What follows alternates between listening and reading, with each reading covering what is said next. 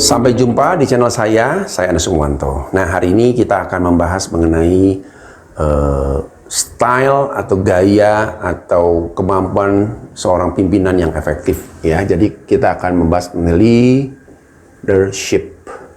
Ya, leadership itu apa sih? Nah, kita harus punya satu acuan.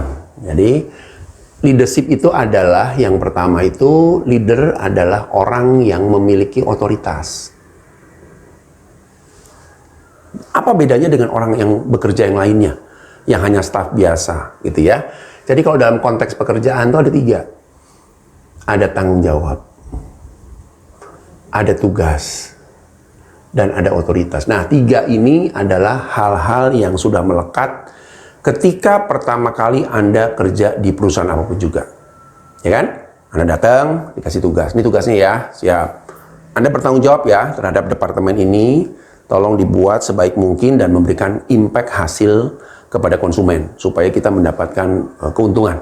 Ya, ini yang 2 bawah ini adalah hal-hal atau perlengkapan atau peralatan yang diberikan perusahaan untuk level staff. Ya, fresh graduate biasanya baru gitu ya. Tapi ketika menjadi pimpinan, even itu di level supervisor, mereka diberikan otoritas. Kenapa otoritasnya harus diberikan? Nah, seringkali di perusahaan, otoritas ini tidak secara eksplisit diberikan. Jadi mereka hanya sama juga ya, Anda jadi supervisor, ini tugasnya, tanggung jawabnya, selesai. Tapi tidak menjelaskan apa sih otoritas yang Anda miliki. Karena otoritas ini bicara tentang power. Tinggi power kita, semakin strong kita menjadi seorang leader. Otoritas inilah yang memberikan kekuatan. Semacam supernatural ya barangkali kalau di superhero itu kan ya. Orang superhero tertentu kan kayak Superman punya kekuatan untuk ini. Ya, Ant-Man, lalu siapa? Iron Man, segala macam. Nah, itu sebenarnya muncul dari otoritas seperti ini. Power. Tanpa ini, seorang pimpinan tidak akan bisa mengatur, mengelola ruang lingkup kerjanya dengan efektif. Nah, kapan power itu diberikan? Sebaiknya ketika naik jabatan ya, seorang naik jabatan, ya, atasannya atau perusahaan yang diwakili, entah itu HRD, entah director gitu ya, harus juga memberikan power. Jelaskan dengan jelas, eksplisit apa yang ia bisa lakukan sebagai seorang leader. Di depan semua orang kalau perlu. Jadi orang tahu, oh, semacam ada tongkat estafet dari pimpinan puncak untuk memberikan power, otoritas kepada orang di hadapan saya yang nantinya jadi atasan saya. Ya kelihatan simpel, tapi banyak perusahaan lalai melakukan. Sehingga banyak atasan yang tidak diterima oleh bawahan. Bahkan yang paling ekstrim, ujung-ujungnya jadi bahan perbincangan di belakang, dilecehkan oleh bawahan. Kenapa? Kalau kita sudah menyerahkan power, ya seperti zaman raja-raja zaman dulu ya, kalau ada orang kepercayaan lalu diberi power, mereka diberikan cincin kerajaan atau diberikan tongkat kerajaan. Yang ketika tongkat itu ditunjukkan, menunjukkan bahwa oh, orang ini dapat power dari pimpinan puncak. Ya, karena tidak bisa dipungkiri. Ya, secara psikologis manusia ya, walaupun organisasi sudah mengaturnya ya bahwa oh ada yang namanya owner, pemilik. Yang kedua director. Yang ketiga senior manager, supervisor dan lain sebagainya. Tapi di mindset kita merasa bahwa orang yang punya otoritas besar di organisasi itu ya pemiliknya. Makanya mereka paling takut dengan namanya pemilik. Ya, kalau direktur orang yang ditakuti kedua setelah pemilik. Karena merasa direktur itu memegang seluruh power perusahaan, sehingga dia punya hak untuk menentukan siapa yang tetap tinggal di sini, siapa yang. Jadi 2 itu punya kekuatannya cukup tinggi, ya. Nah, untuk senior manager, karena mereka biasa memegang satu divisi, satu departemen, biasanya powernya bisa beragam ya. Dan itu sudah banyak ditentukan oleh persepsi-persepsi yang muncul. Makanya ketika kita menjadi seorang leader, saya udah selalu bicara berulang-ulang, hati-hati dengan sikap pikiran yang Anda tunjukkan di depan orang. Karena itu bisa mempersepsikan baik dari yang negatif sampai yang positif. gitu ya. Bahkan saya sering mengajar para manajer-manajer di tingkat middle maupun up untuk mereka body language, cara bicara, cara mereka berinteraksi, khususnya di kantor, yuk dilatih. Ya, ini boleh percaya, boleh enggak, boleh dijadikan satu acuan atau ngerasa, saya biasa aja kok Pak, dan lain sebagainya. Tapi ini merupakan satu pola yang sudah terbukti bertahun-tahun, gitu ya.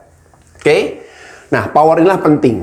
Nah, seorang leadership dia harus clear dengan power. Nah, sekarang masalahnya kan saya bilang tadi ya, untuk level senior manager ke bawah, power ini apakah akan meningkat atau menurun atau stagnan, ini depend on dari orangnya. Ya, tidak lagi ditangani oleh perusahaan. Perusahaan mungkin tetap membantu ya dengan mengarahkan, memberikan SOP, job desk dan sebagainya. Tapi hanya 30%. Ini dari perusahaan. Gitu ya. Lalu sisanya di mana? 70% ini lebih dari personnya sendiri. Orangnya sendiri. Artinya apa? Dia harus membangun sendiri powernya. Dengan apa? Nah, sekarang kita lihat.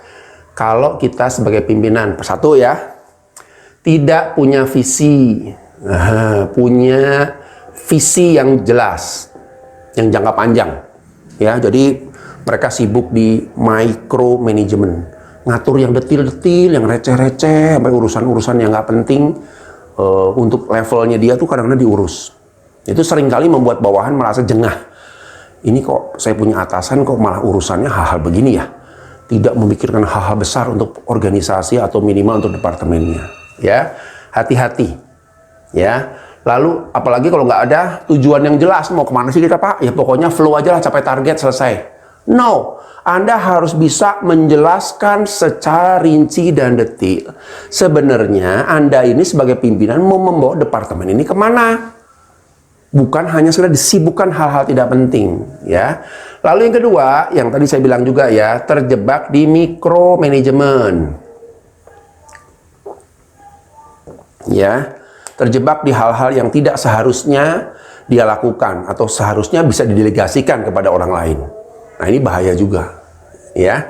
Lalu yang ketiga, atasan tidak punya ketegasan.